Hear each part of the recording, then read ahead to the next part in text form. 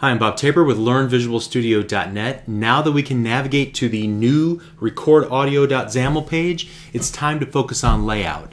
If you recall from our low-tech mock-up UI sketches that we did earlier in this series, we envisioned a simple reel image, like the reel-to-reel tape recorders, that would rotate to indicate that the app was currently in record mode.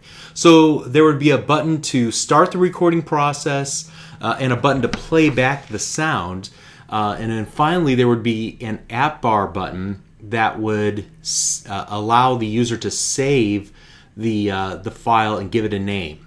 So in this lesson we're going to get started with that whole layout and that whole process by laying out the page, adding the buttons and the reel in XAML, and then we'll worry about the actual audio recording functionality and the animation a little bit later.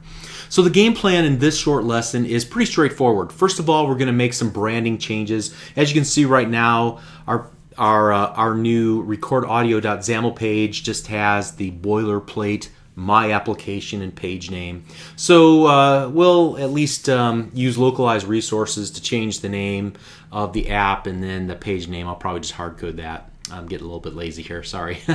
Feel free to go in and pitch in and do it the right way using the app resources. At any rate then, secondly, we're going to add the buttons, and we'll add an ellipse, and then add some shapes inside of that ellipse to make it look like one of those old style reel-to-reel circles.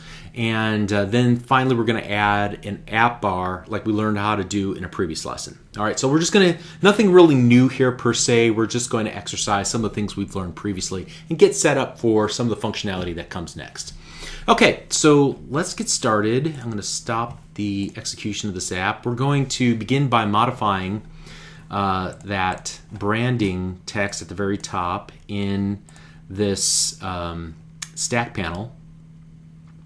And so the first thing that we're going to do here is we're going to change this text, my application, and instead we're going to bind. So binding localized resources.application title, and then we're going to set the source equal to static resource localized strings. All right, let's go ahead and move that down to another line. Okay, and you can see that it already picked it up and displays it now, the SoundBoard. Now, I probably should do the same thing here and go ahead and create an entry for this page name in our app.resources.resx file. However, I'm not going to do that. I'm just going to hard code it here. Okay, I'm just going to put record audio. And again, if I was really going to create this for distribution and I had the intent someday to localize it for different languages and regions around the world, obviously I would take a different tact. I just want to save a little time here. Now let's do this. I want to add the following XAML into the content panel grid. We're going to add a stack panel, and inside of that stack panel I want to put a toggle button, and I'll describe what that is here in a little bit. Basically it's just an on-off button, so it has two states, on or off, and you have to kind of click it twice to toggle it on and then off again. All right, and then we're going to add an ellipse, but I'm going to put a grid in here that will kind of take up the majority of our page, and then below that I'm going to put a button, and it'll be our playback button. So once we've recorded a sound, this will allow the user then to listen to it and see, is this what I really want to save, before clicking the save button to actually give it a name, and then they can see it in the list of custom sounds. So inside of the grid, let's make this a width of 200 and a height of 200. And inside of this grid, we're going to put an ellipse. And this ellipse will, let's put the fill equals, and then we're going to use our phone accent brush. So static resource, phone accent brush, and close that off. And now we get the following. Very cool. Okay. So our ellipse that represents the reel that we're going to animate is not complete. We want it to look like an old reel-to-reel player. So we can accomplish this by using several smaller shapes kind of superimposed on top of this large red ellipse in the center through a series of small rectangles and maybe even a smaller ellipse in the very center of it. Okay, so let's start by adding the little tiny ellipse in the very center. So we'll go ellipse, and we'll just go height equals 20 and width equals 20. So let's see what that gives us so far. Okay, you can see it just gives us a small ellipse in the center. Let's set the fill color. I could set it equal to white, but here once again, let's use the static resource phone foreground brush. All right, and that's a little bit more like it here. So let's move these down to different lines. Great. All right, so that gives us a large red circle with a tiny red circle in the middle. Very good. Now let's create a series of rectangles. We'll need 4 of them. One at the top center, one at like 3 o'clock, 6 o'clock, 9 o'clock, and 12 o'clock. Okay, so here, let's start with the one on the very top. So rectangle, go height equals 20, width equals 20.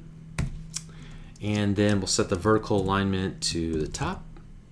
And here, once again, we want the fill equal to static resource phone foreground brush.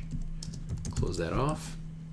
All right, very good. But it looks like it's a little too close to the top here, as you can see. So we're going to need to add a little margin. So margin equals, all right, we'll start on the left-hand side, 0. We want, let's try 20 pixels from the top, and then 0 on the right and 0 on the bottom. And that pushes it down sufficiently. Very good. Okay. Probably what I could just do here, just copy this and paste it, you know, a couple times. And then all we'll do is we'll just change this as we move around. So in this second one, what we'll do, we'll make the horizontal alignment equal to the right, and then we will change the margin to 0, 0, 20. Perfect. All right, here, vertical alignment, we'll set this one to bottom, and then we'll set it to 0, 0, 0. Here, 20 should go there. Is that good? It's not quite right. What did we do wrong that time?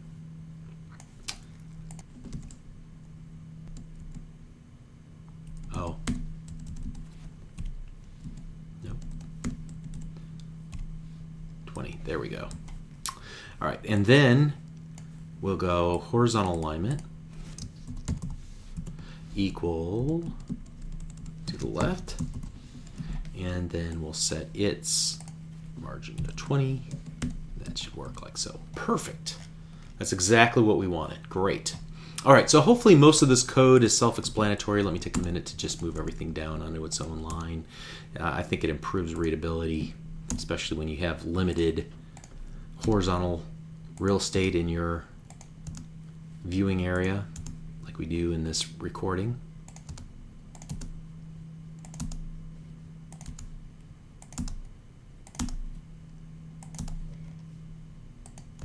Perfect. Okay, great. Let's save that. All right, so finally, let's do this. We're going to go to the recordaudio.xaml.cs, and you can see here that because of the page template that I selected, I didn't get what I was hoping for. So I'm going to have to type this in by hand, but that's okay. We're going to go ahead and use the name that they use in the boilerplate template called Build Localized Application Bar. The fact of the matter is that we would probably be redoing most of this anyway. I'm going to right click and select generate method stub, and then inside of this we're going to create a new application bar. Application bar equals new application bar. Great. And so create an application bar icon button called record audio app bar equals new application like so. And then we'll go record audio app bar dot icon URI equals new URI and URI kind dot relative. And so in here what we'll do is go to assets, app bar, and there's a save. Yeah, right here. If we hover over it, it'll look like a little disk indicating save. So let's go save.png. Great. And then finally we'll go record audio app bar dot text equals app resources, and we'll use the app bar save. Now apparently I don't have a reference to the namespace we need, so yeah, it'll use SoundBoard dot resources. Okay, so that should work now. And then what we want to do is handle the click event equals plus equals, and we'll go tab tab. All right, and we'll come back to that a little bit later. But now we've set up the click event for our button. The next thing I want to do is add it to the application bar. So application bar dot buttons collection dot add the record audio app bar. Great. And then finally what I want to do is I'm going to make the application bar, we're going to set the is visible equal to false, so I want it to be hidden at startup, and then we'll show it whenever we have something we need to save, but initially we don't have anything to save. Okay, and I think that's all we need to do. It's going to throw a new not implemented exception if we actually click it. Now hopefully none of this is new to you. I've explained most of this code before, but you know, essentially we're creating a new application bar and then we're adding a new button to it. We're wiring up an event handler for that button, adding the button to the buttons collection of the application bar, and then hiding it. All right, and then this will, whenever we click on our new save record audio app bar button, it'll fire off this code block. All right, so if we go to, if we comment this out and then run it, at least we'll be able to see it.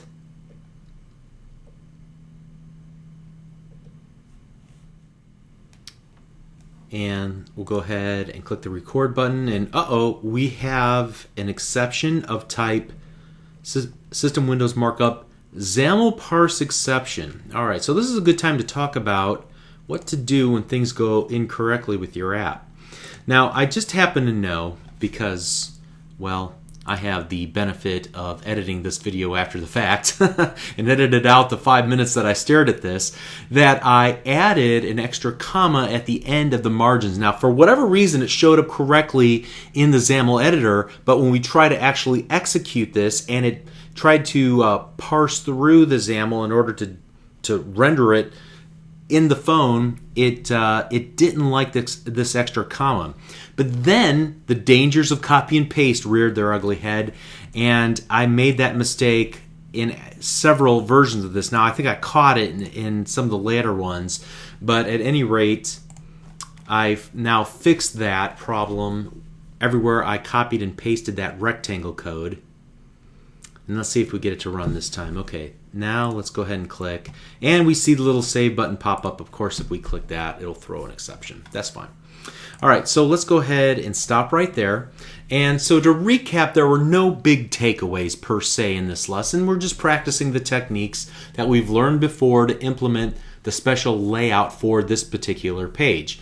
The only new control that you met was that toggle button, which will toggle on and off, that's as opposed to the typical button that we use where it can only be tapped or clicked once. But accidentally, we got to talk about the dangers of copy and paste and how to kind of look at and examine the exceptions that will happen during debug time and where to look for them. That was a XAML parse error. So where would we look in the C# code? No, we'd look in the XAML.